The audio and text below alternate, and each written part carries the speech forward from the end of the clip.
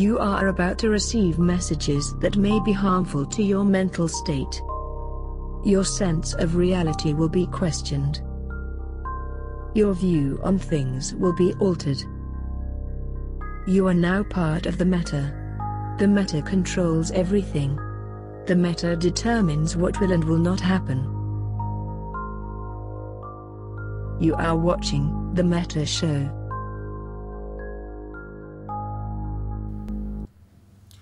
Good afternoon, everybody. Welcome to the Meta Show. Today is April the 11th. We are on our 4th week of the quarantine. And thanks to that, EVE Online today hit over 40,000 concurrent users for the first time in how long do you think it was, Mittens? Oh, fuck, I don't know. I haven't seen EVE Online 40K in a long-ass time, and I am very old. So I think it's fantastic. And already, like, reports from the field today, I was worried from Saturday's meetings and stuff. I would be like, there's been all these Nerfs, which we're going to be talking about. We've got a great panel today of people from all around the player base. We have a wormhole person. We have a small gang hunter person. We have a couple of big nullsec like FC and leader types. And we're going to be analyzing all of the patch changes and stuff in detail. But it was really nice today during today's meetings to find out that so many people are playing EVE now and enjoying the filaments that I have a lot less work to do because puppies are teleporting into Fortress Delve constantly and then getting blown up. And that means that I have a lot less to do to find fun things to happen because there's more sand in the sandbox and more people are doing things. So I am delighted by it being up at 40K and, people yeeting all over the place. So it's good times. It's good times. Which is nice. So as Minton said, we're going to have a number of folks from around New Eden on the show today. Before we get started, for my monologue, I just wanted to say thank you to the community. For those of you who saw Reddit or who have been paying attention, April the 10th was the first anniversary of the Briskcident in which me and Darkshines and Pandora Alica from Init were banned unfairly and inappropriately and incorrectly. And I wanted to say thank you to the community for standing by me and by all of us as we went through that process. That was a very difficult time, and it's very hard when you've got the company that you've been playing a game for a long time coming out and saying that 3 people that you trusted and liked were doing bad things. But many of you guys stood by us and stood by me personally, and I wanted to let you guys know that I appreciate that and I remember that. And for those of you that didn't stand by me, one of the benefits to being a good politician is I have a very short memory. So I've already forgotten who all of you were. So don't worry. But I want to say it has been a year, and I also wanted to throw a thanks out to CCP. I may tease them a little bit about making mistakes and it being wrong, and I can't believe they did it. But in the end, the company came out, they did the right thing, they apologized, they admitted they made a mistake, they cleared us, and that was, I think, unprecedented, but it also, I think, should be reassuring to the community so that they know that this is the kind of game where the company cares enough that if they make a big enough mistake, they're willing to go back and do the right thing. And they did for me, and I'm hoping that that is a harbinger of that happening for other folks in the future in the event that they have been unfairly accused too. But for me, I'm happy to be here. And I mean, it's been a crazy year. I told everybody I was going to step off the CSM for a year, want to take a break, and I've done that. In that year, I've taken over the Meta Show and joined Mittens here and became a button pusher and a streamer. I remember my first video. I said I wasn't a Twitch stream celebrity. I guess I can't say that anymore.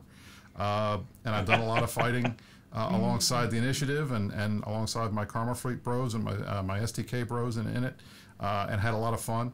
And I'm looking forward to many more years of playing with you guys. And I will say this, for those of you who have been asking me, and it has been a constant stream of people bugging, are you going to run for CSM again after what happened? You'd be crazy to do it. Well, I was crazy to do it in the first place, so I'm going to be crazy to do it again. So I guess this is the first formal official announcement that I will be running for CSM 15, and I hope to join all of my colleagues that are going to be on there again next year, as long as I can convince enough of you crazy kids to vote for me. So thank you again for everything, and I think we're ready to go into our top story if you are, Mins.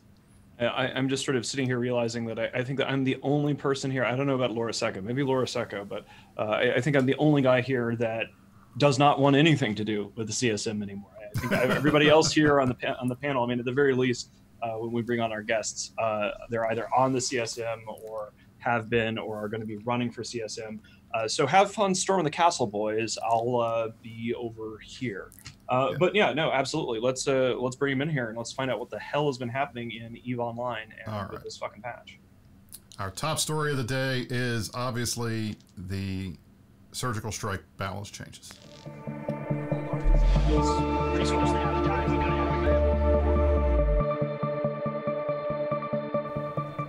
Are we a meeting? All right, everybody. I would like to thank our panel for joining us today. I'm going to go around the room and introduce everybody. From Democratic Space Socialism and CSM 14, we have Omega Gold. From NC Dot, Blazing Bunny, who is one of their lead FCs. From Test Alliance, Please Ignore, we have Villy, their lead FC, and also a CSM 14 member. And Laura Secco Cross from Hard Knock Citizens, who has been on the show before. Gentlemen, thank you all who have never been on the show before, and thank you all who are returning. So we're pleased to have you all with us. So right. instead of us, there's so many guests that we're just going to start firing questions at people, and we have a lot to go over. So one of the things that I want to point out about just framing regarding reactions to this patch, in many cases, when throughout the time I've been playing this game, which is I guess 15 years now, oftentimes patches are very partisan, right? There would be one group of people that are very happy with something, yelling and screaming about how the other group is bad. And one of the interesting things, I think, because this is almost like a grab bag of random ass nerfs, basically, with a few buffs here and there, that there really hasn't been, that I can see, too much consensus about if anybody likes this, who's mad about what the predictions are. So what we wanted to do on the show is basically get people who are representative of different playstyles and basically just put a microphone in front of them and say, dude, what the hell, what's your take on it? Because it is rare, I think, for there to be so little general consensus about what the fuck a patch means. So, yeah, with that, I think actually probably number one, I'm just going to turn things over to Villy here to begin with. Is Villy, if you could sort of give us, so for people that aren't aware, which I guess would be 3 or 4, but you never know, new viewers, Villy is a big nullsec FC. He is also on the CSM, but functionally speaking, due to Test's weird leadership structure, functionally speaking, he often functions as the alliance and coalition leader of Legacy Coalition. So from a big boss guy, smoke-filled backroom perspective, Villy, if you could kind of take us through what's your take on all this shit, basically? I mean, so obviously it's a pretty crazy large patch. It's got a ton of stuff that hits on a ton of different levels. And when I look at it, I mean, obviously, without a question, the biggest takeaway is the HP nerf, which is a 20% EHP nerf for all resist modules. So Kinetic Shield Hardener 2 will be a current 55% will go to a 44% shield hardener, which in the scheme of things doesn't seem like it will change a lot, but it's going to be a massive effect throughout the nullsec ecosystem as it takes resistances down, which reduces EHP. That change alone is going to have all across the board changes. It's going to, for large fleet battles, it's probably going to change the entire nullsec meta as it kind of reduces the Overton window of acceptable fleet doctrines. Like you have to have a certain amount of base HP for a doctrine to be viable to begin with, and the number of doctrines now that kind of will fit within that window is probably going to shrink. So there's going to be a lot of doctrines on the side that are going to be pushed out. You're going to have a lot of doctrines dropping damage mods for additional tank to get back into that window. It's quite a possible thing. The value of damage is now changed. Obviously, at the capital and super capital level, you're also in a situation where all capitals are going to be 20% less tanky by default. That's Carriers, Dreads, Fax, which is big to begin with. But when you start talking about super caps and super carriers and titans, which have multiple resist mods, usually in the range of 5 to 6, and these 20% resist penalties are multiplicative. So instead of it just being a 20% HP nerf, it actually usually hits about 25 or 30%. You're now in a situation where just on resist, super carriers and titans are taking a big hit. And then you add in the plate nerf, which in the case of super carriers is half of their plate bonus, and in titans is 60% of their plate bonus. You're talking about, in both situations with titans and super carriers, where they've lost over 50% of their base HP or their base effective hit points, which is going to have crazy dynamics in the way it's going to affect all kinds of decision metrics for fleet commanders in the way they choose to take battles, in the way they consider battles, in the way they think about how a battle is going to go. And when you factor that in with the scarcity situation we're in right now, where Titan and Supers all of a sudden are super difficult to build, where the minerals to procure and produce those ships are no longer as available as they were, all of a sudden you're talking about ships that are actually once again back into the situation of being scarce, and you're now talking about ways in which losing even 10 or 20 of them at a time is much more realistic and much more scary.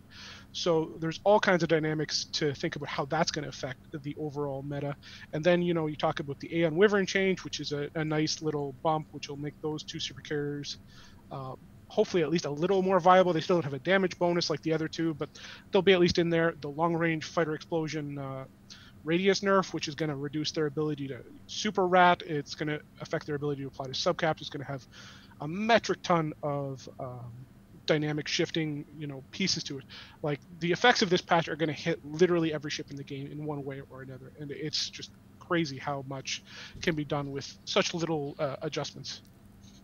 So given the fact that we've seen such a massive change to EHP, particularly for Supers and Titans, and particularly given the nerfs, obviously, to the super carrier to make it less of a ratting platform. Well, Mecca, I wanted to toss it to you. You're a whaler. Your targets are these big ships out in space. What do you think this is going to have an impact on the gameplay that you focus on, and how do you guys think you're going to adapt to it? Yeah, I think first of all, it's important to realize that, like I heard from a lot of people, oh, America, are you happy there won't be a supers anymore in space and you got what you want, now your gameplay is ruined too. There's kind of like an asymmetry between like a farmer and whaler, in that the farmer would be happy if I'm gone or if my playstyle is destroyed. I think in general there's that kind of attitude toward me, but I wouldn't want to see supers not being in space. So we actually worked a lot with the balance team, particularly yesterday. If you have watched, Pando made an interview with CCP Rise, and we worked a lot about somehow keeping the ratting viable. So for example, we brainstorm, and he made this public, so I can talk about it. We brainstormed a lot about an interim solution and an NSA for supers, which would keep most of the application, but would make it unviable in PvP. Unfortunately, we couldn't figure out how to make it balanced between those two goals. So the patch went into the game, and I expect, like, you can still fit for application and then rats, but you're going to have to give up, like, on top of the AHP nerfs, you're going to have to give up even more tank. So it basically would mean, like a carrier, if a bunch of if a big group of bombers drop on you, you wouldn't be able to save the super in enough time. So, and then don't get me wrong, there's a bunch of people in EVE, in different regions of EVE, who rely on just not being tackled. So they warp off and they're not tackled and they survive that way and they still super rad. But in regions which rely on defense, like Delve is the epitome of such a region, it's going to be very hard and risky to take out a super and to rat. And I would understand if people would want to move away from super ratting, given the circumstances. And eventually CCP, and again, CCP Rise confirmed this yesterday in Pando's show. So eventually they want to put more objectives in space for supers to do, maybe like anomalies and that kind of stuff. I think that should arrive. That if that arrives relatively soon, then the transition period won't be very painful. If not, I would be very sad if people just stopped undocking their supers unless there is a structure fight or something like that. And so I'm as worried as any other nullsec empire builder about whether there's going to be supers in space and whether these people have to be giving up their accounts that they worked so hard for and because them being in space. I'm interested in them being in space as much as the empire builders themselves, because those are my targets, right? If they go away, I'm irrelevant. I lose my play style as well. So we'll just do our best to make this, like at least I am. I'll do my best to make that transition period as less painful as possible throughout working in the CSM. Well, you know, I've just easy question for you. And I'll let you know what's going to happen, because we did the same thing after Blackout. Was you know, I just told everybody to dock up for a week across the entire Imperium. Like when the patch hits, all the super carriers again are going to dock up, because this is what we do to sort of titrate how to better murder you and your friends. Is we just say, okay, everybody's on strike for a week, and we're going to optimize everything and look at all the math, and then we'll reintroduce super carriers once ideally your hopes and dreams have been crushed, if we need them.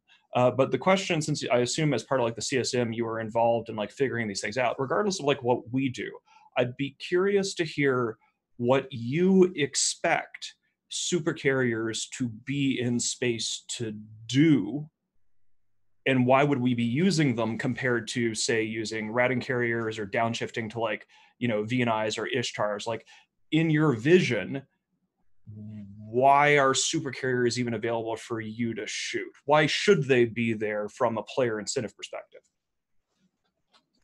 Yeah, I think so. My vision is pretty much aligned with CCP vision, and again, CCP Rise and Ratati and other people working on these matters make their vision very public. They want to force supers to a place where they're not that usable against big subcap fleets anymore. And so for that, they need to so that there's a reasonable escalation chain from subcaps to capitals to supers. So supers would be the answer to capitals rather than to subcapitals. So you wouldn't be dropping your super and titan fleets every time some subcap fleet came into your system. You would be dropping it if there's a big capital fleet on grid that you are an enemy. And so that's the fleet warfare aspect. But to balance that, they needed to take away application, and the removal of application because of the structures, because of the stats of the NPCs in space, because they are mostly subcaps. The NPCs in the anomalies are mostly subcaps. So if you take away subcap application from supers, then you take away their PvE ability. So eventually I would want to see PvE exclusive to supers. And I think that's very much in alignment with, at least my opinion is, that's in alignment with CCP's vision of supers. And so I would want to see that being realized. It's not fully implemented yet. So okay. I want to switch over a little bit. Laura Secco, I know that the Wormhole guys have been very critical of this patch, particularly the fax changes. Can you talk a little bit about what the issues are there and what you guys see this patch doing to your playstyle? Wormhole is being critical? No, I know, right? That's never happened before. Nah. So the important thing to realize with resists is that the more expensive a resist module is, the more negatively it's been impacted by this change. Just to give you a basic example that I'm reading from a Reddit post a courtmate of mine made, a typical X-type hardener, so a thermal hardener, whatever, has a 64% resist, and after this patch, it's going to be a 51% resist. With the way damage works in game, means that it's only going to provide about 70 to 75% of the effectiveness that it did before the patch. If we compare that to a T2 hardener, a T2 hardener is going to provide 80 to 85% of the effectiveness. That's just because of how resists scale. The higher resists you are, the more DPS your enemy needs, and it's exponential. So if you have 90% resists, then the enemy needs 5 times more DPS to break you than if you say have 50%. So all of us wormholers in our bling battleships smashing together in the 2 billion ISK fits. Our fits tend to be the hardest hit in the game, besides the super carriers and the titans that also had the EHP nerf. So the Bling Fit, Lashaks, Balgorns, Vindicators, all of these ships that stack up 6, 7 resist mods in the low slots usually, they are the big victims of this patch as far as subcaps go.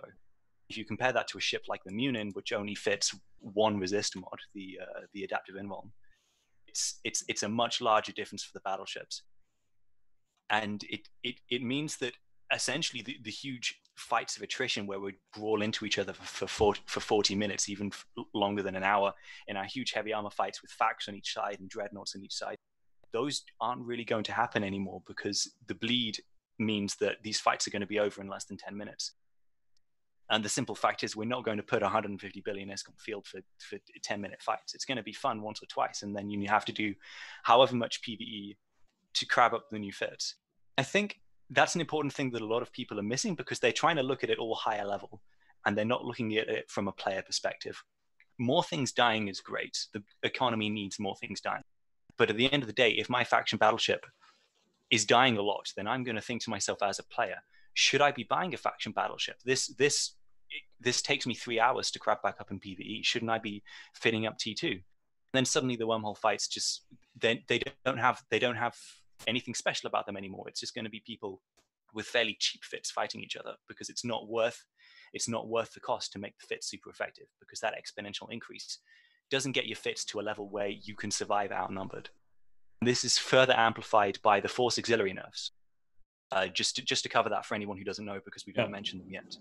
You can only fit one cap booster of any size to a Force Auxiliary. And this means that any amount of new pressure from the enemy means that a fax isn't going to be able to rep for any longer than 5 or 6 minutes. The typical very bling fax fits that Hard Knocks usually fields, they're not going to last longer than 2 or 3 minutes against 5 or 6 hostile Balgons. And nowadays you're seeing up to 8 or 9 Balgons. And people are saying, well, you didn't have cap boosters before Citadel, so why don't you just go back to the old triage fits? And the answer there is, as you've all heard from all the recent war coverage of what's going on in wormhole space, the fights are getting bigger, people are fielding more on each side. 8 Balgons on field would have been just as fatal in 2015 as it would be today post-nerf. And on top of this, after the Citadel patch, everyone's running around with the bling implants as well, which includes high-grade talismans for neuting. So neuting is very strong. And as a result, the Forced Auxiliary has been nerfed into the ground to the point where, in comparison to the Loki, our mainline heavy assault missile Loki fit doesn't work anymore because of the nerfs, but we're tweaking it, and we have a less effective but decent alternative. Force Auxiliary, on the other hand, have just been smashed down to a point that we don't see a way that they can function if the enemy have more than 2 or 3 dreads, or if the enemy have more than 20 to 25 people in a mixed fleet with good utility on field. That's kind of my main concern from this patch, because I'm one of Hard Knocks' main fax pilots. I really enjoy the gameplay, and I am personally quite upset that I'm going to lose this part of my gameplay. That's my takeaway so far. Yeah, that's entirely reasonable, and you know, I think that there's a lot of implications on the fax nerf, not just in wormholes where it's harder to bring in reinforcements and support in general compared to nullsec. This is an opportunity for me to segue things over to Blazing Bunny. So, like Villy was talking about lots of like broad nullsec meta. Blazing Bunny, you are a fleet commander for Northern Coalition DOT. You know, our usual eternal enemies and blah blah blah in Imperium land.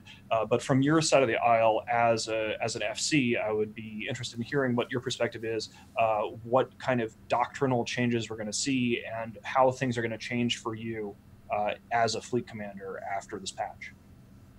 So, the EHP nerf is definitely something to be looking at, but like kind of like Laura Secker hit on, a lot of nullsec doctrines don't really utilize a whole lot of resistance modules. So like the Munin fit only has the invul, Eagles usually have 1 or 2 partners, so a lot of that doesn't really hit us. It's the specific type nerfs that hit the mainline ships that you've been seeing in null fleet combat for the last, I have no idea how long we've had to fly Munins for, but it's been a long time. But even those numbers, like there was a Reddit post I think it was earlier this week, that showed the difference in DPS and optimal range, and even the EHP nerf for Munins, and it's not exactly as detrimental as you would have thought it would have been, but I think it was enough that people have to take a step back and think, well, is this the only way to fight fleet fights now, or can we possibly segue to a different doctrine that does a different thing that's more specialized for my people? Honestly, I think my personal prediction, for the first couple weeks of this, once the patch hits, you'll see the same doctrines doing the same thing, but shit dies a little bit faster, if that makes sense. Like Logi will die faster, which sucks already, because the way you fight Munin fights is you just, you know, bang through all the Logi and then start killing Munins. So that will happen faster. I don't know. It's what happens after the 2 weeks whenever people realize they can start flying other things, especially with the battleship EHP buff. I've seen a lot of really interesting type fleet fits for battleships, stuff that I haven't seen since 2015, 16 for battleships. I think it'll be interesting, but for my short-term prediction is you won't really see a huge change. I'm kind of curious about that. So like one of the things that was disappointing to me, and then after this, we're just going to kind of throw things open for like a free-for-all for you guys to, if you have arguments or disagreements or just have points, feel free to jump in. Now that everybody's had the time at the talking conch or whatever.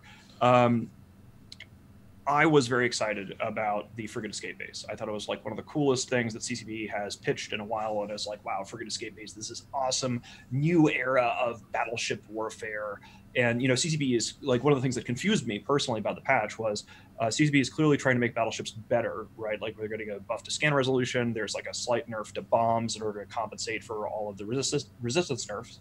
But the net effect of nerfing EHP by way of the resistance nerfs and then the plate nerfs was, why would we use battleships even if they have the Frigate Escape Bay?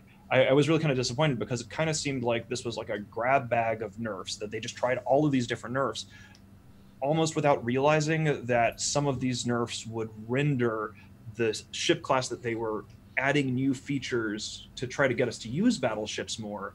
Why would we use them compared to like a hack, right? In terms of like line doctrines mashing into each other. And so that is one thing I was kind of disappointed about. And here you are talking about battleships. Like, could you maybe talk about that a little bit? Why would you think that we would be using battleships more as line doctrines when instead we could just, be using something that has like a T2 resist profile? I think that's, I don't know if battleships really take off as the mainline fleet doctrine again, mostly because a lot of what you tank whenever it comes to, not only do you tank on resistances, but the reason Munins and hacks got so popular is because they kind of became popular at the time where there were many mainline battleship fleet doctrines. Like the Munin thing kind of took off on the heels of everybody flying Macarials or everybody flying Megathrons or stuff like that. So you needed the transversal and the resistance, all that compounded together, plus the ADC, which, I mean, damage controls didn't get nerfed, so I don't think ADCs did either. So, I mean, ultimately, when it comes to transversal and ADC tanking, nothing's really changing. So you're right. EHP without resist is ultimately worthless, which we can kind of see in the super nerfs. But like, it'll be hard pressed to see if somebody can figure out a way, especially now that subcap triage is a little bit harder, since you can only single inject. I'd be very interested to see if it actually pushes battleships to a fleet meta standpoint.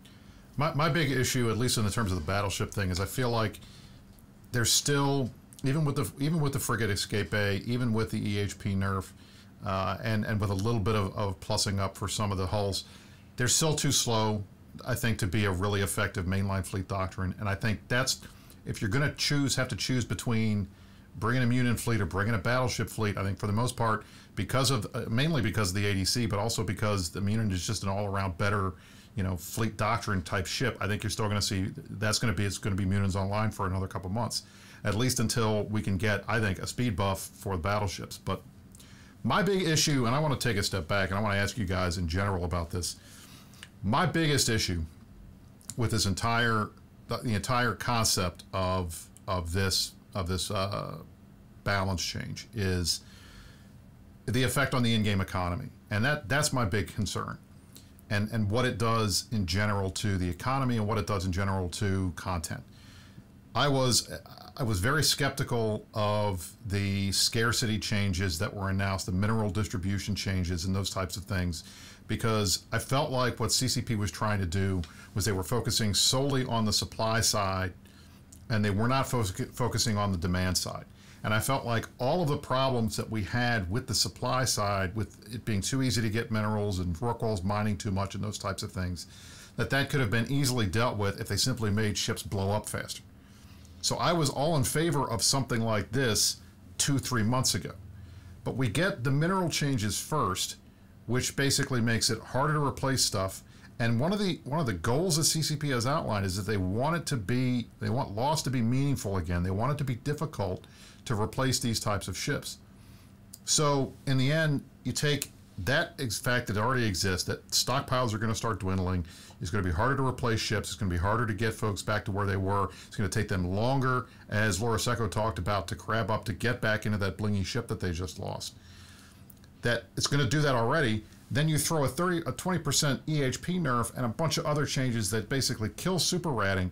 I'm worried that for Titans and Supers, there's not really a reason to put them in space anymore, which means that the whaling content is going to dry up. The ISK generation is going to go down, which I think is a good thing, but in the end, you're losing that bit of content, and you're also completely changing the risk-reward profile for being willing to undock those types of ships. And I think the result, at least in the short term, is going to be a lot of these supers that we were out hunting, a lot of the supers that people would be using to rat and make money, are going to end up getting docked up. So what's going to happen? Then you're going to see a lack of content, and we're going to start losing these 40,000, 41,000, DAU counts, because there's going to be less stuff to do. That's my big concern. Now, Vili and Omeka, you guys are on the CSM. Can you talk to us about, I'm sure you guys have brought that up to CCP. Are you concerned about that stuff as well, or is that just me? Yeah, no, I think you definitely have a point there. I think that certainly for Supers and Titans, they were due at least some form of EHP nerf. I think everybody can agree to some degree that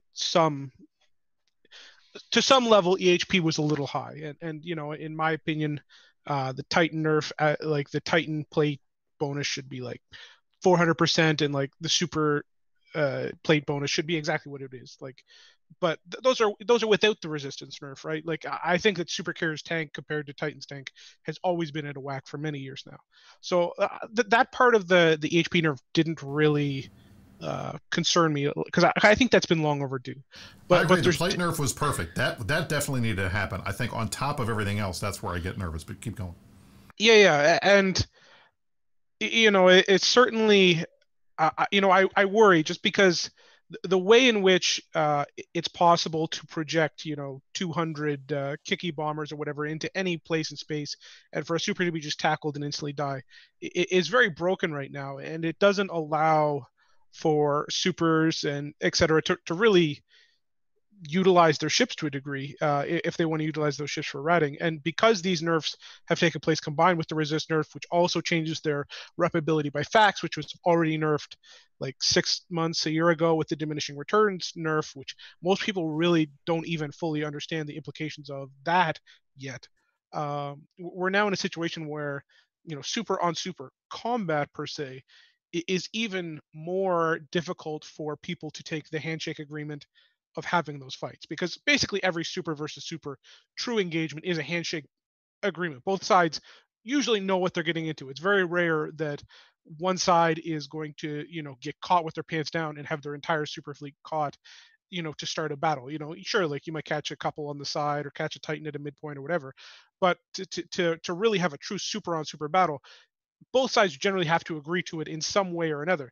And if both sides are now looking at that battle and saying, well, I might, start losing Titans to 12 Doomsdays, and there's 82 Titans on that side, and you start talking about losing, 6 Titans every 5 minutes with almost no ability to replace those Titans with the way the current mineral system is set up, it's definitely not pushing towards more content, in my opinion.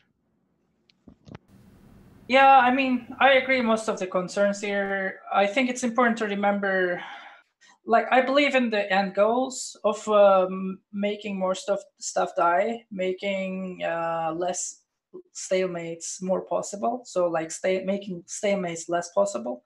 I agree with the economic nerfs that there was just too much faucets of minerals and ISK stuff, but also I agree with like the end goal there is making farming more interesting and less stale, and they're getting rid of some of the positive feedback loops. When you're an organization, you farm more, you get more safety, you farm even more, and you get more ships, and more ships get you more safety. So at some point, your region is very, very safe. And I'm talking about meta that was like 1 year ago, and we already moved from that meta a lot. There was a lot of changes, like Sino changes, that kind of chipped into that kind of positive feedback loop. But I think it's going to be So we'd have to wait for the positive steps. For example, anomaly revamps, new anomalies, new exciting stuff to do for supers and titans in space. And we're going to have to wait for CCP to address the kiting versus brawling issue separately. So that's going to maybe take 1 year or so. And then the problem is with the timing. So for example, I worry as much as you that they nerfed the super ratting without giving them other options. I worry as much as you that they basically really reduced the faucets, really reduced the mineral gains and ISK gains, and made it harder to farm a ship without introducing other options to without those feedback loops they're trying to fix. So right now we're in this scarcity period, and I'm not necessarily agreeing with the timing there, and I'm as much worried. But it's important to realize this kind of timing stuff. It's a lot. It has to do with the CCP's internal team working structure and a lot of like company structure rather than game stuff, right? So I believe in the light at the end of the tunnel. Maybe we're going to have to wait 6 months to a year for the game to be fully balanced again. But it took 5 years of ecosystemic change for us to get into this position where there was so much abundance and there was not enough stuff buying. So it's going. I also am not surprised that it takes at least 1 or 2 years to completely address it. All right, so I got something for you here. So I'm not sure whether you know this, but for the history of EVE Online, supers have been up, supers have been down, titans have been up, titans have been down, blah, blah, blah. The phenomenon of using super carriers as a primary like PvE vessel is, to me, a novelty, right? Like in the last 15 years of playing this game, the idea that we're putting super carriers out on the field for you to run around and hunt and whaling and all this stuff, it's actually a pretty novel play style. Like on the Methuselah level timescale, people have been playing this game forever. People ratting in a super carrier is like a weird, like freakish climate anomaly. And I just want to let people know that the actual ships that we use to engage in PvE change depending upon Sledgehammer nerfs over the course of the history of the game, right? Sometimes it's VNIs, sometimes we're using Ishtars, sometimes we're actually using, back in the day, we would use ratting ravens, for God's sakes. It doesn't really matter. Ratting exactly. ravens were the best. Exactly. As you're engaging, or Dominixes back in the day, you're engaging in PvE using whatever tool is available. And so I want you to know, because I don't think you necessarily have grokked this, maybe you have, is that I don't give a shit about super carriers ratting at all. Like, I don't need super carriers to rat. I don't particularly want super carriers ratting. I'm perfectly fine with them being part of like a long-term super capital escalation chain. I think that fights should start with subcaps. I think that then capital should get on the field, and then super carriers and titans sort of come in at some point, usually as part of an escalation chain. So one of the things that I think that is so funny about this, about you advocating for things that are going to nerf supers, and then later on they're going to be back in the field, is that I don't give a shit whether they're on the field or not. In fact, I don't even think that they need to be on the field. This whole Rorquals out there, super carriers out there engaging in PvE instead of the big explosion stuff is just this weird, like, I don't know, like a climate, a microclimate within the history of EVE Online. I don't really see, what do we need to use for defending people in Delve? Like, why don't we just drop mass piles of dreads on anybody that comes in? Like, the thing that you use for home defense can be any kind of ship. Maybe sometimes it's titans, maybe sometimes it's super carriers, maybe sometimes it's dreads. But I think that the irony of this is that it appears that you have essentially worked hard to annihilate your own play style. And yeah, I'm strangely comfortable with it. I mean, yeah, I mean, I think it's because there's this clear lack of understanding about like the psychology of like people wanting to do things and other people not wanting to, like because I know you've talked many times about feeling if somebody's out there and you put enough effort in, you deserve it. You can't stop laughing. I just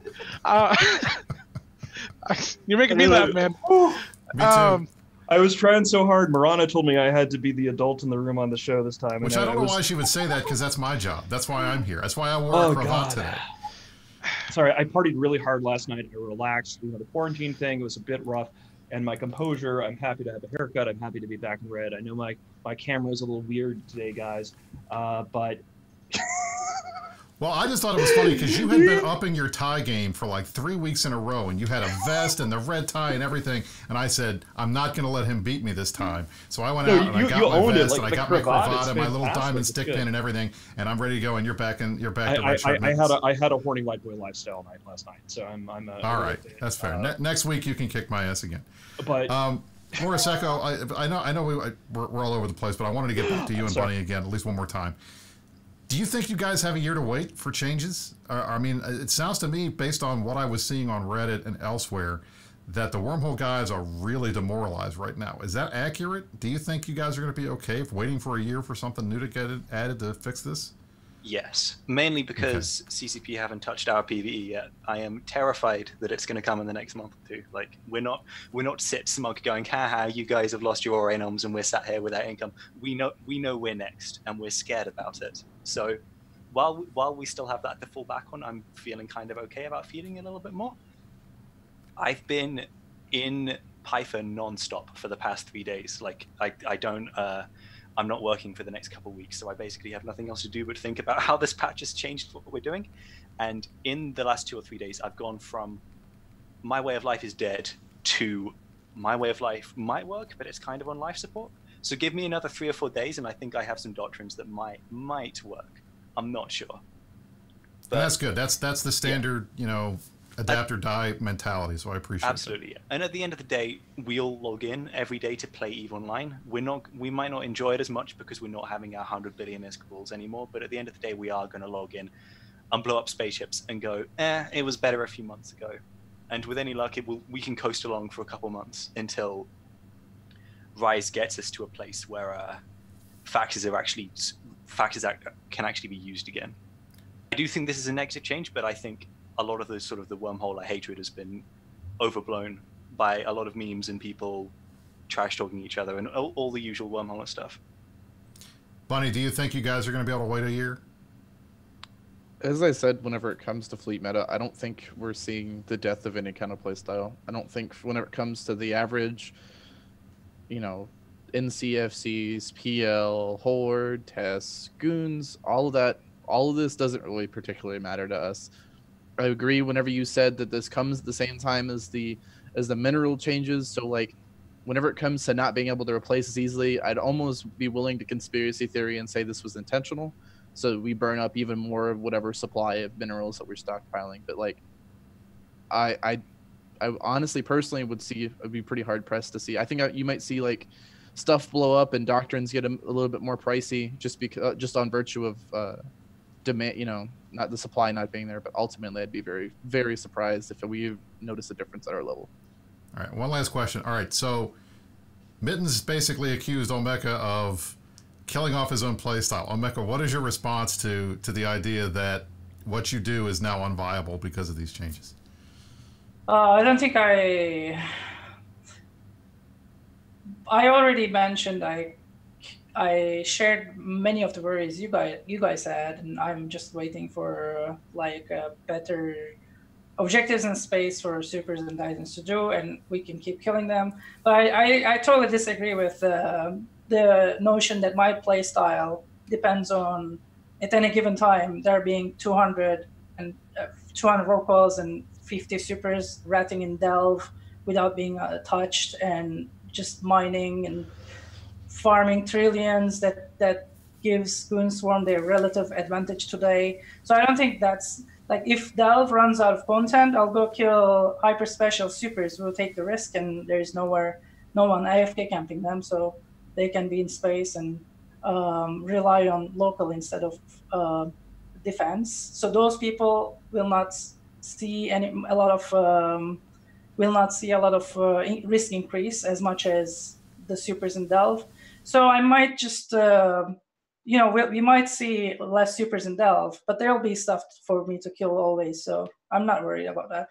I mean, you could always like join us. The best place normally back in the day before all of this PvE stuff that you would find supers was, wow, the autofocus just turned me into a fucking ghost here. Whoa, okay, there we go. That's better. But I mean, you can turn up for super cap fights, right? Because like part of an escalation chain, like super caps used to be like the nuclear missiles, the strategic forces that were used.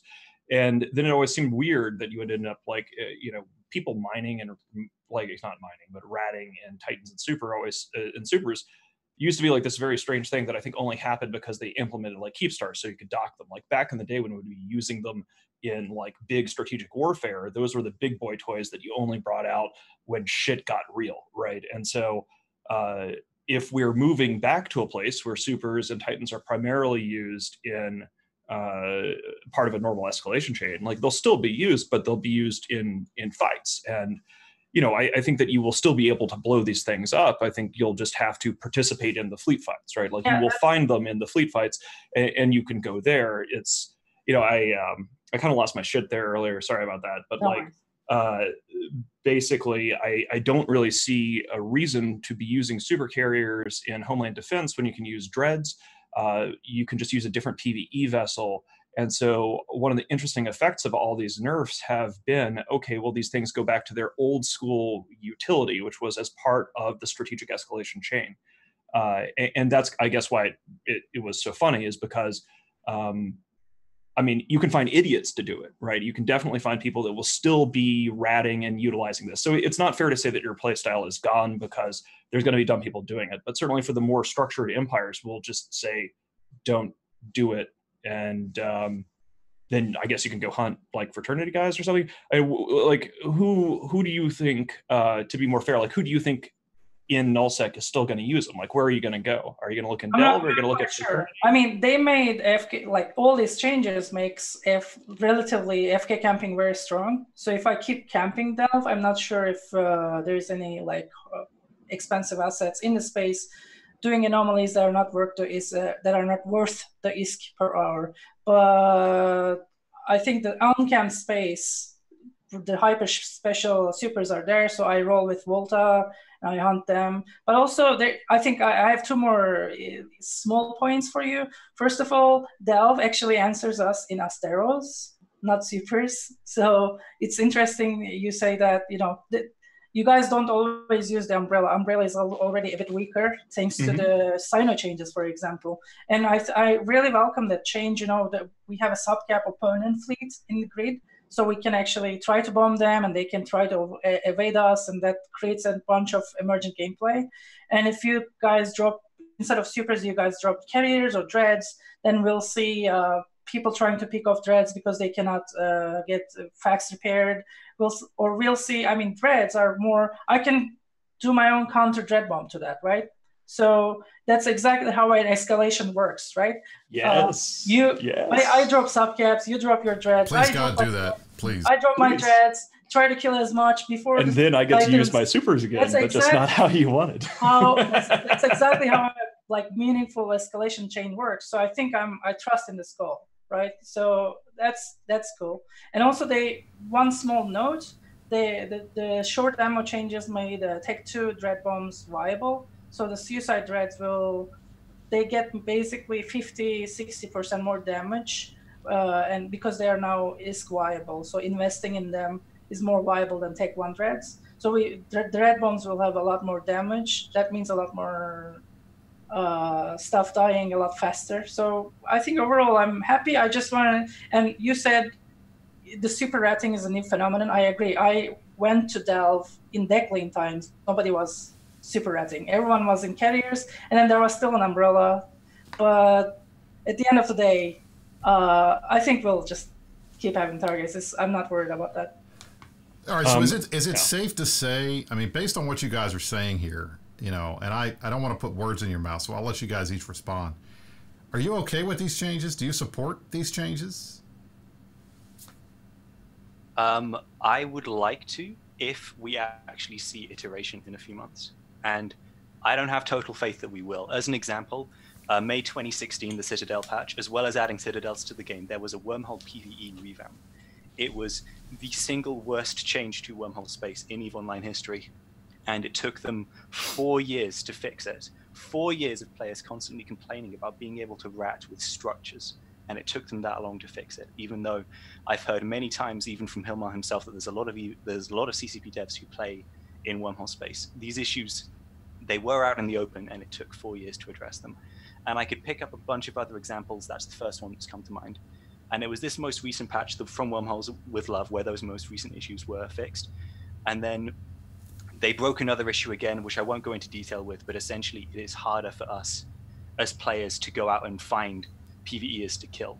So even with the PvE nerfs in wormhole space, it's actually harder to go out and find the people to kill in the first place. And I'm sat here wondering how long it's going to take to get the iteration to fix this. So when you tell me we're adding scarcity now and we're going to make more things die, and then we'll fix the economy later in line, we're going to iterate on this, I don't have much in the way of evidence to trust those statements, because, I mean, the first time I trusted the statement was back in 2012 when the CCP prevented you from paying for character transfers with PayPal, and now you can't even pay for character transfers with Plex. We're losing function. I don't. When I'm told don't worry, CCP will iterate, I don't have faith that they will. Team Talos have done a lot of good work. I'm going to be optimistic and say that if they follow through, I'm okay with these changes, but I'm not certain that they will follow through. Yeah, and I think that's a reasonable concern. Like my typical stance, and this just goes for everyone, is I think it's usually a wise idea to only really look as far as ahead as the next like patch notes and dev blog, right? Because stuff changes, things happen, and this isn't necessarily CCP's fault, but like we've been playing this game for a long time. It takes a while for things to get implemented into the game, and so when people talk about like future plans, in a lot of ways, these rounds of like buffs and nerfs often throughout the history of the EVE Online remind me of a game of musical chairs, right? Changes coming, changes coming, changes coming, and it is, and CCP works on stuff, and then you don't really know when the music is going to stop, and you hope you got a chair. And so usually when it comes to things like, hey, in a year we're going to do this, or hey, in 6 months we're going to do that, I'm like, okay, great. In 6 months when I see it in patch notes, that's great. But until you can only really plan basically as far ahead as the next couple dev blogs. Billy, what's your take? Do you support these changes?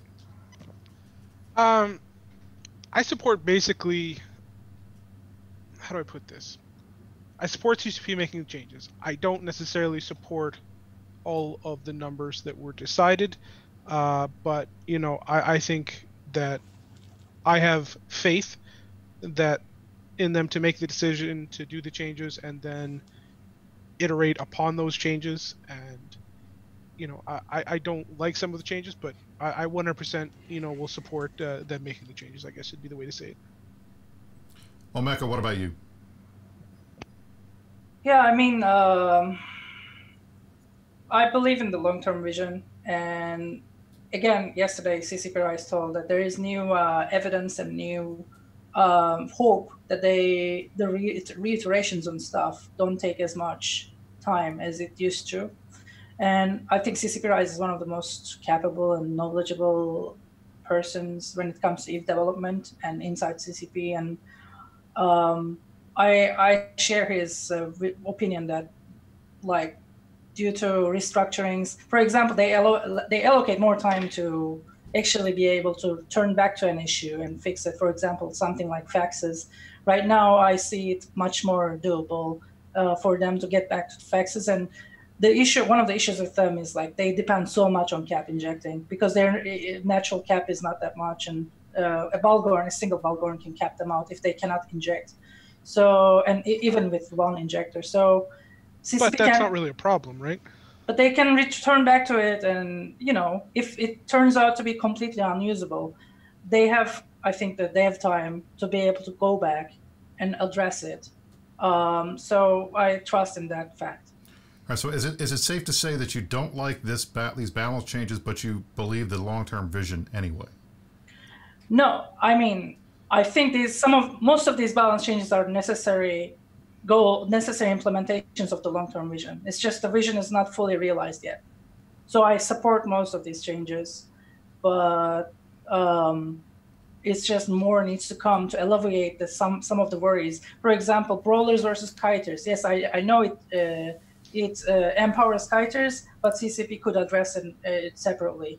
For example, people shooting up, so people dealing with more people on grid, people fighting with more crowded fleets. CCP can work on it separately. Faxes, CCP can work on it separately. What this patch, particularly the resist nerf, is meant to be is a big meta shift. So everyone rethinks their way of doing things. That includes supers, that includes large fleets, that includes PvEers. So I think that's exciting. That's not bad. It's just the small issues that arises from it. People tend to focus much more, and like like wormholers, for example, their gameplay is a bit different than nullsec, so this creates more problems for wormholes. And I think I believe in CCP's ability to address those concerns separately. But here's the thing, right? Like, so just because somebody has a complaint and an issue, like for example with the fax adjustments, doesn't mean they're wrong. One cap booster might be the perfect solution for faxes right now. I know the wormhole people think, oh my God, Balgorns or whatever. But like then the question becomes, well, how are you going to keep those Balgorns alive? And then they're like, well, my fax. Oh, wait. Oh, no. Like, it's not always a situation where just because you complain, you're correct. There's many situations where the changes that we're seeing today might actually be the perfect one. We won't know until the chips fall. Okay. Yeah, I agree. It's very important to let the meta to develop to realize what's wrong with it.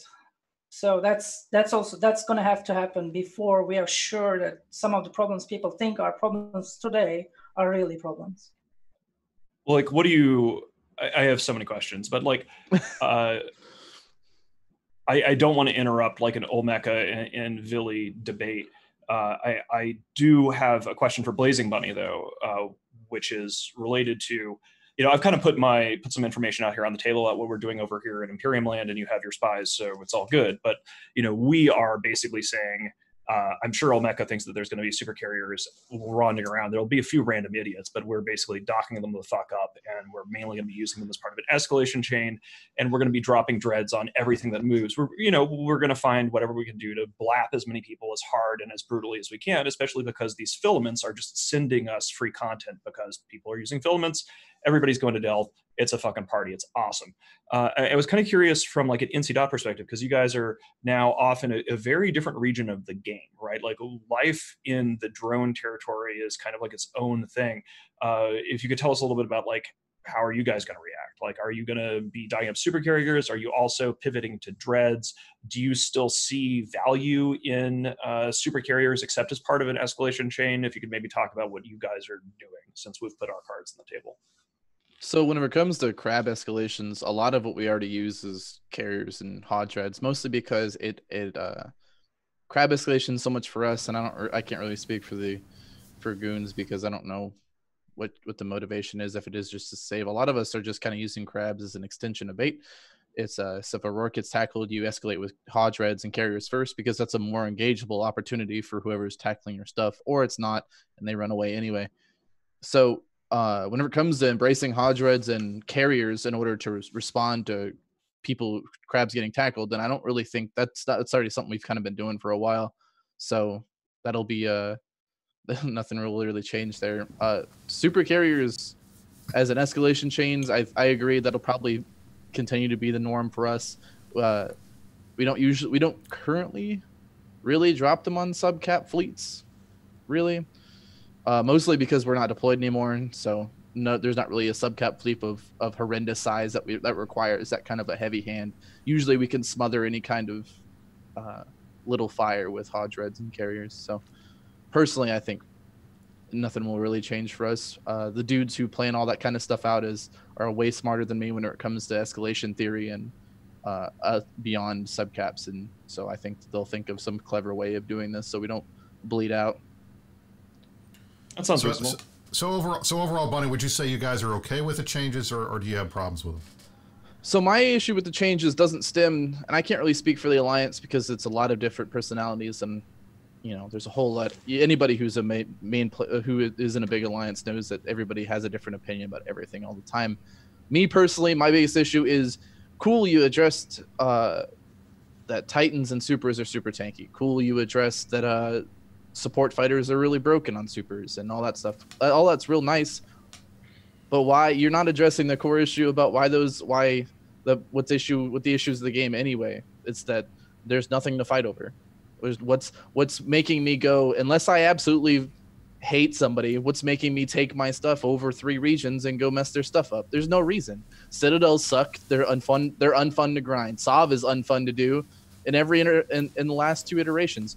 Why would I do any of this? And that personally is Blazing Buddy's problem with the changes. All this is really dope if it was coupled with a content driving change, but it's not. So we have the same issues that we've always had, and there's nothing to do unless you really want to take Kikimoras through wormholes and whale as Olmeca does, or you want to sit around and respond to filaments as y'all do. There's nothing to do.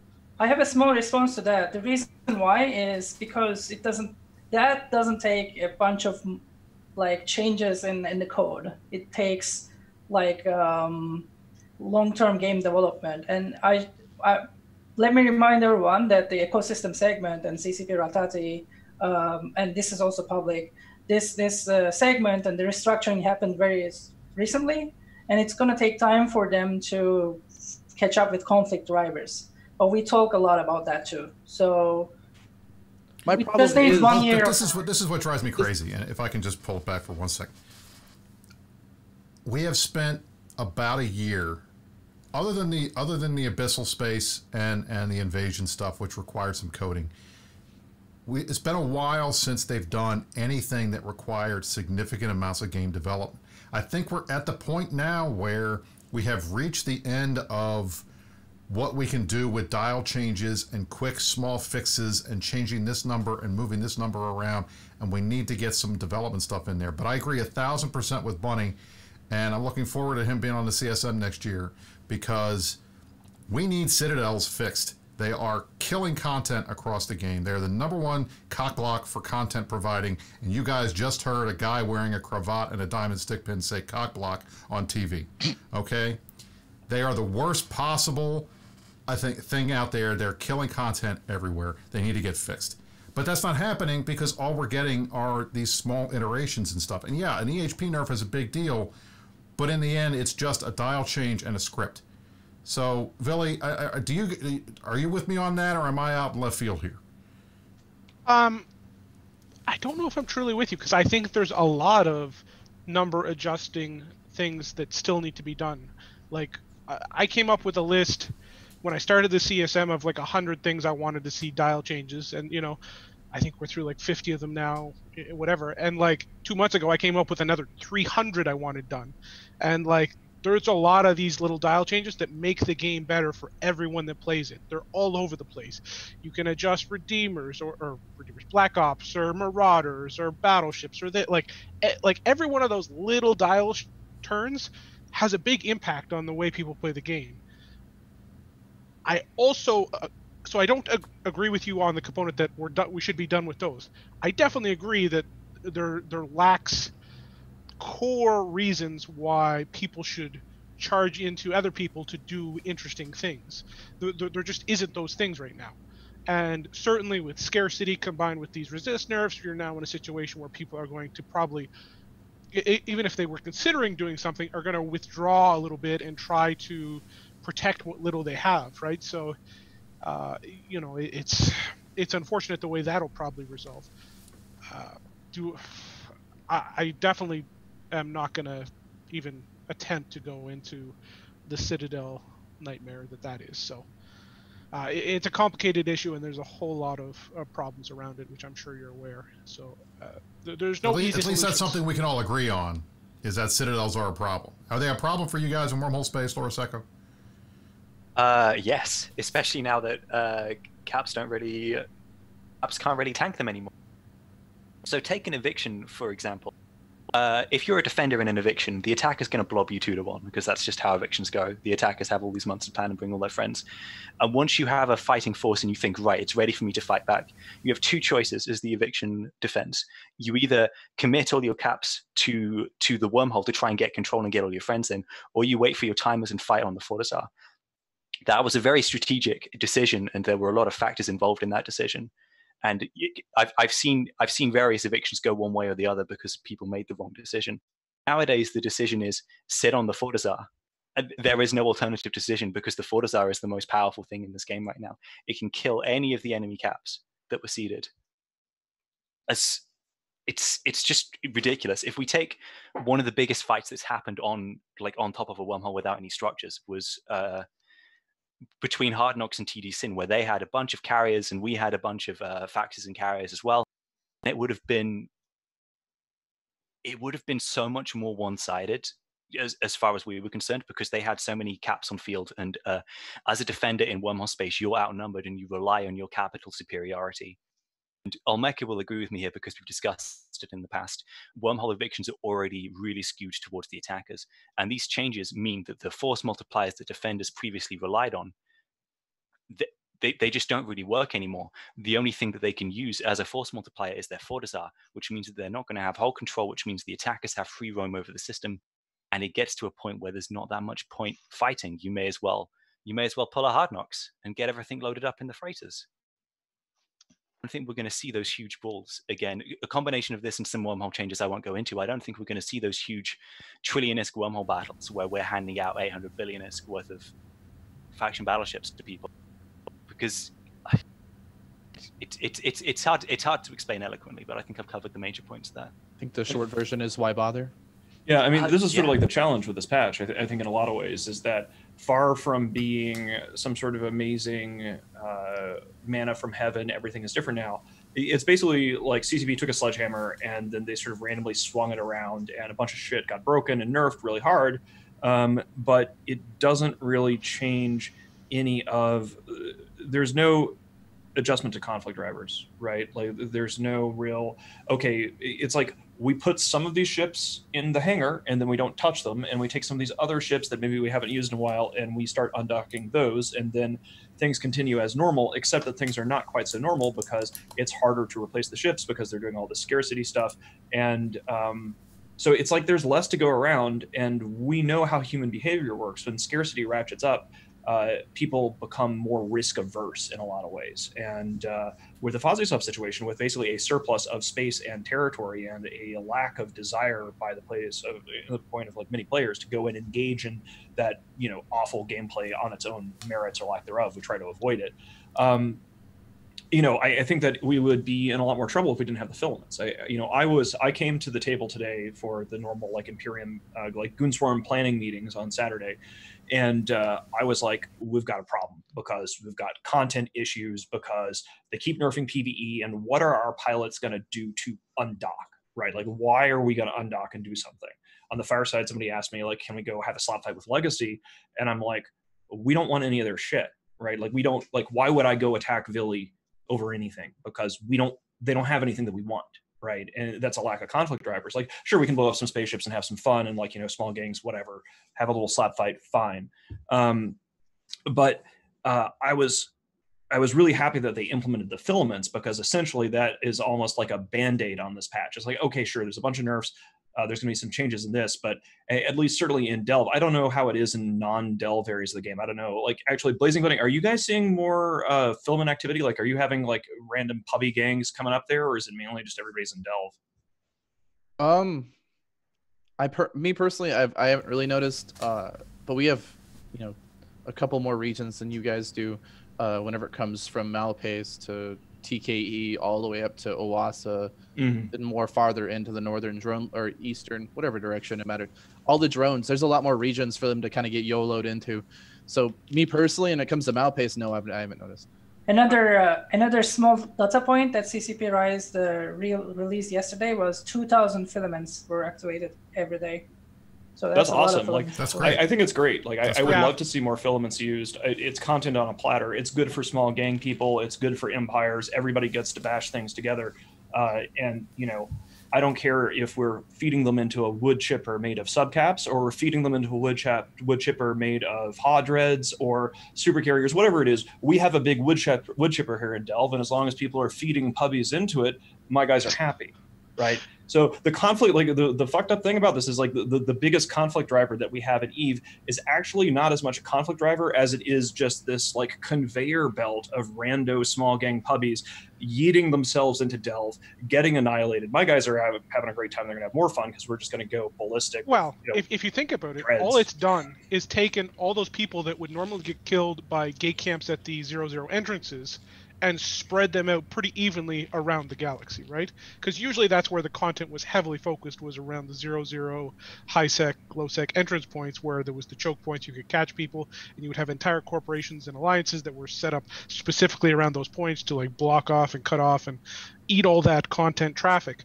And now that's just been spread all over the galaxy. I know, like I know in Esoteria, for example, we've experienced a ton of activity from the filaments. Like even today, we were like gating back like 100 caps from a Oracle safe. It's some random thorax just sees us on the gate as we're like 50 caps going by, and we're like, where the hell does thorax come from? And somebody's like, you filamented in, and it's just so crazy. These little dudes just show up out of nowhere, and they're like just having fun.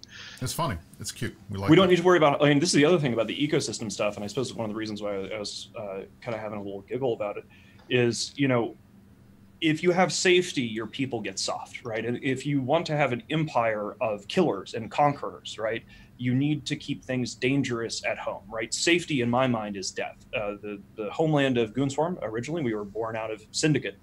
And in Syndicate, we were never safe. We were constantly being attacked and harassed by the entire goddamn galaxy because everybody wanted to pick on a bunch of newbies. And so in Delve, one of the reasons why I love Delve is that there's NPC Delve. So it is never safe. And there are people like Omeka around.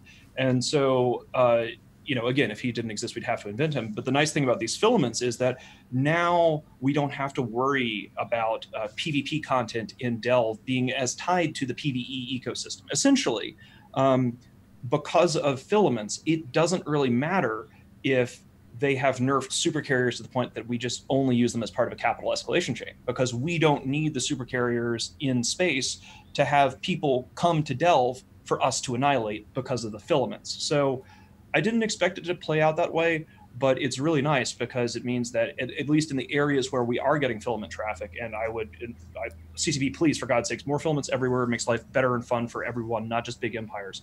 But I think that really the filaments have been one of the saviors of providing content in a time where CCP has been hitting the game with so many nerfs that it would normally remove content. At least we have filaments. And from my point, and I just want to go back to this because I think this is something that I've harped on with CCP for years now. And any time where the gameplay is designed or has evolved to the point that the most effective tactic available is to not undock your stuff or to log off, that's a problem.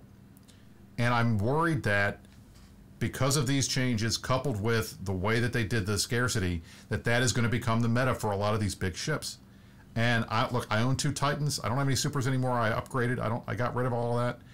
But I want to have a use for those vessels, and I don't have one now. I really don't. With Hawes gone, other than using them, as a bridge, but that's an $80 billion, $80 billion-ish bridge. Is that really that necessary? So in the end, I get frustrated when I feel like they are nerfing things into the ground, which is fine. It needs to be done. But at the same time, there needs to be something added so that we don't change the way the risk reward works. We don't change the meta on whether you undock or not. And that's my big concern here. Because the last thing I want is, because of scarcity and the EHP nerf happening at the same time, one or the other would have been fine, but both of them at the same time with nothing else added, people are going to stop logging in. And that's why I was so hard over on CSM 13 and getting the war deck stuff changed. Because the way the war deck mechanic worked in the past was it was easier and better and smarter for the guys that were getting hit to just log off. And if they log off, after a week or two, they're not logging in anymore. We're finally seeing numbers back to close to something that looks like 2015 levels. I'd like to get them higher. I'm nervous that this is at the same time is going to stop getting, at least in the short term, is going to have people not log in. Here's a small point about that. I completely agree that we need I'm fine. I'll find ships in space, but you guys need things to fight over at an empire level, right? I agree completely with that. Have you ever just taken I don't know, find some sort of a small helpless, fishing with dynamite? You take the equivalent of a sledgehammer or a shotgun, and you just fucking annihilate something that is, I don't know. For me, that stuff just doesn't get old. So, maybe you should try it. Try vaporizing frigate. I mean, we can't do it anymore, but vaporizing frigates with Titans and dreadnoughts one of the reasons we do it is because it's actually a shitload of fun to just. Okay. But the main point is, you said yourself, right? If it's a better choice to stay home and turtle up and keep building, then compared to attacking somewhere else, like if it's more rational to like not attack, then that's the opposite of driving content. That's blocking content. And one thing in the abundance economy, blocking content. yeah. One thing in the abundance economy where I think I agree with the ecosystem team with is that if you can just farm like 15 trillion minerals and 15 trillion bounties, and if that stops when you have to go to war, then you already have 30 trillion opportunity cost of going to war. If that farm is reduced to like more acceptable levels, more sustainable levels, maybe it's going to be, I know there is no upside of attacking somewhere, but at least the downside is relatively smaller, because then you're going to lose 5 trillion a month instead of 30 trillion a month. Do you think that we do these calculations? The players, though, for using the assets that CCP gave them. Absolutely no. No. I'm saying that's what the abundance, like infinite farm abundance economy has led to. So it needed to be addressed. Now we need positive reasons for people to attack other people, fixing citadels, so it's not a pain in the ass to attack somewhere else. Okay, so sorry, I gotta just get in here because this is driving me crazy. You are talking about reasons why empires attack each other, from what I understand. Now, you have your playstyle, and I don't know how to do what you do. You steal excavator drones, and you're really good at it. Like I watched your video when you ran for CSM, and you explained in great detail how you did your setup, and I was very impressed by it, right? Like the level of detail and the way in which you went through, you were stealing these excavator drones, and I've been saying for years, like if you didn't exist, we'd have to invent you, because there's that. But one of the challenges that I have is now you're talking about how empires work and why empires go to war. And if you don't understand the joy of, I don't know, shooting a hamster with a shotgun or something like that, how are you gonna, if you're not gonna understand that's the joy of overkill, just destructive, excessive, vulgar force, then I don't really know. Because like when I'm thinking about war, when I'm thinking about, which is all I think about in EVE, is war, espionage. I don't even really play the game, but all I care about is PvE exists as an engine to train our people for war and conquest. Empire is about conquest and domination, and it's beautiful, and I love it. But I'm not sitting there thinking to myself, oh, wow, well, I really like empire and conquest and domination. I really need to go talk to my finance team and figure about the balance of ISK coming in versus ISK coming out. I'm thinking about destruction and the fun things. And so I guess my confusion is, why do you think, I mean, that's my view. Maybe the other, autocrats have different views. But, Omeka, could you tell us, why do you think we go to war? I mean, have you ever dead zoned a station? You even know what that is? As far as I know, typically there are no in-game reasons to go to war. It's all like Euro Alexander complex or whatever you call it. That's fine. But I would love to see for you guys to have in-game reasons to go to war as well. And I would like to see that that's not a much worse option economically compared to not going to war and farming. Omeka, you should get some space so I can go to war with you. Like that would be. This seems like a great idea. That's exactly it'll be the quickest euthanasia of any Sov-holding alliance I can think of in my life. The entire point of guerrilla warfare is not having stuff people can attack, right? I would love for you to have to go into systems. I know we're all like memeing to a degree right now, but like what you just said there is part of the problem, right? Yeah. It's like I get to be in a guerrilla warfare. I have no risk whatsoever. How dare you guys go do your thing and worry about risk? Like, come on, man. I'm not opposed to me having assets like ships on the line that you can attack. We drop dreads all the time, and people in Delve love dreads. That when we drop, they just kill them and enjoy kill marks. Yes. They don't care about the super that died. They care about our dreads that died. So that's the stuff that I'm losing that you're killing. It's just Well, I'm not talking about the assets you put out in space to fight things. I'm talking about your assets at home. Yeah, Like the very issue is if I had vulnerable stuff that you can attack in my home, then I wouldn't exist because you would steamroll me. But people like me. That's the reality of what we do, dog. Like, yeah, but you're talking about. That's why I asked the dead zone question, dude. You haven't lived until you had to fight for a station that you knew if the enemies won, you weren't ever getting back into again. I mean, that was it. I mean, we are dead zoned sometimes by BBTB in Delve, bubbling our stations and NPCs. That's not even being camped for 8 hours is not the same as being dead zoned for years. I mean, a hell camp is pretty. I mean, there's guys that have stuff in systems that they have not been able to get out for like 8 years. Okay, Omeka, here's an easy question. Did you play before asset safety was a thing? Yes. For not so much before. Not so much before. 2012.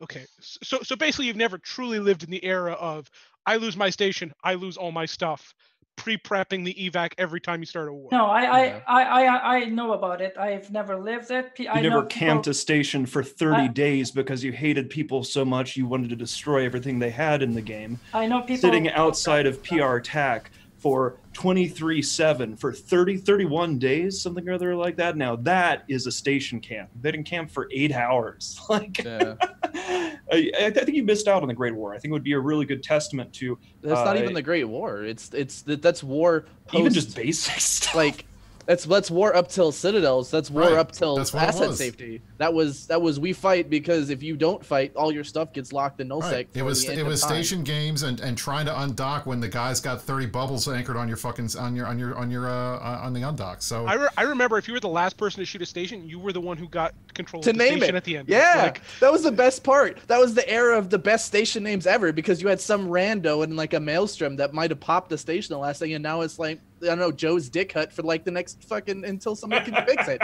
Like, that was the best part about shooting them. Like, I mean, if your point is that we need stuff like that for people to attack each other, objectives like that for people to attack each other, then I'm totally no. My point was much more that people engaging in guerrilla warfare against the Empire should have to put up an ante to engage in that warfare. They should not just get to the only ante they place on the field be the bombers that get away instantly if any danger. But I agree with that at the ship level. Even highseckers have to put up an ante now. I agree with that. There's no way for us to interdict you. There's no way for us to damage your supply chain. There's no way for us to go blow up your base. I mean, in the end, you know, that's one of the things that you get the benefit of staging an NPC null from is, and because of the way that the system works now, it's just impossible. And even if you were to drop stuff in a Citadel, you can just asset safety it. So it's tough. You guys don't have the same risk reward as the Empire. I completely agree. Look, but I made a presentation. I'm not going to go into it, but in the CCP summit, I made a presentation talking about risk reward, and I talked about how hunter risk is different than farmer risk because you guys earn money off the grid. We don't. We just get kill mail. So rewards. Right, and because we're earning money while we engage in risk, we should have to lose ships while you're hunting, so you shouldn't have to lose any ships. Yeah, I mean, I agree with that. Right? Oh my God, man. Okay. What about our excavator drones? Oh wait, we nerfed mining so much that we don't use excavators. How are you gonna make money to pay for your dreads? That's entirely true. I stopped. If are you gonna need a subsidy? Am I gonna need to open up my Space wallet to make sure like we can put you on some sort of a special like food banking for hunters' perspective, like an emergency subsidy? You did say, didn't you, that if he doesn't exist, you were going to have to invent him. So I know, well, we've got filaments now, so you know. I'm totally open. I mean, I'm totally open to financial relief, but the issue is, like, you guys will push for a meta where you can attack my space, like my assets in space or like my base, then you'll just steamroll over me. That's the very point of guerrilla warfare, is my home base being unreachable to you. But here's the thing, real guerrillas don't get a home base. They live in the fucking jungle, and they have to go in like camps of people so small nobody can fucking get to them. That's why they're called guerrillas. Because exactly. But you're like, well, I need a home base where I can stash my dreads so I can properly, you know, create the risk-reward ratio for Delve that is required. Like, come on. Terra and NPC Delve is my jungle. You cannot attack it, but you can. To your knowledge, baby, you act like anybody here has nothing better to do than camp the Thera station. So what we need is a Paycheck Protection Act for Omeka to make sure that he can keep attacking with all of his dreads. And I think you got to set this up. You got to set this up, Mittens.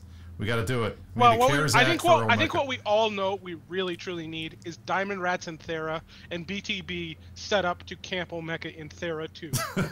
To me, I think that would be the greatest thing ever. I wish I had a webcam so you guys could see how much I've enjoyed the last 10 minutes. Gentlemen, we are a half an hour over, so I think as much as we're having fun and this is fun on everybody. So I'm having too much fun. It's time I for got to Cool Kids Only mode, right? And then we got to hit up the subs, follow, leave and like the comments and all that. We also have to wish happy birthday to Nicosis. If we haven't done that yet, so we absolutely have to do that today. And Nicosis is our boy in Goons, and we love him very much. So and I mean, I guess my guys in chat are already talking about how they're asking permission to hell camp NPC Delve, as if we need permission to hell camp NPC Delve. Yeah, why are you guys asking if you guys want to do this, how about stuff? this on the patch? What we'll do is, again, like I've already said, just so everybody who's a hunter who wants a payment protection plan or whatever gets the memo, we're docking all of our super carriers for a week, so there won't be any. There might be some random idiots, you can kill them. We'll use them as basically live fire testing. But guys, if you want to make it extra oppressive, I'm perfectly happy for us to just hell camp the fuck out of NPC Delve while we dock our super carriers for a week, because we might as well hang out there while we're waiting for all these filament people to come into our wood chipper. Fuck it, why not? We no longer need dreads because of HP nerfs, so we can just drop 100 bombers out of a wormhole or something. Oh no, but we're going to use dreads because it's fun. Again, it's the very small target with the shotgun because overkill is inherently amusing. You heard it here first, ladies and gentlemen. Omeka no longer needs dreads. That means that anytime he chooses to drop dreads from now on, he has broken the statement he just made on the meta show. He is a proven liar. I guess he's not going to. Are you not going to go after locust fleets anymore? I mean, you need the dreads for that, right? Yeah. Well, that hit was very, very niche. I don't know if we can pull it off again. They're very safely protected, I should say. I mean, yeah, I mean, we did get kicked in the dick. To be fair, we got kicked in the dick. We lost a bunch of roar calls in that big hit on the locust fleets because we weren't taking it seriously. And, then we did something really wild and crazy, and we were like, we need to take this seriously because we got kicked in the dick really hard. Maybe we should actually get off our asses and try to defend it. And so far, kind of like storming the gates of Delve, it hasn't really panned out with people still coming after us anymore. But you can try to hit the locust fleets. We're still going to, that's a thing.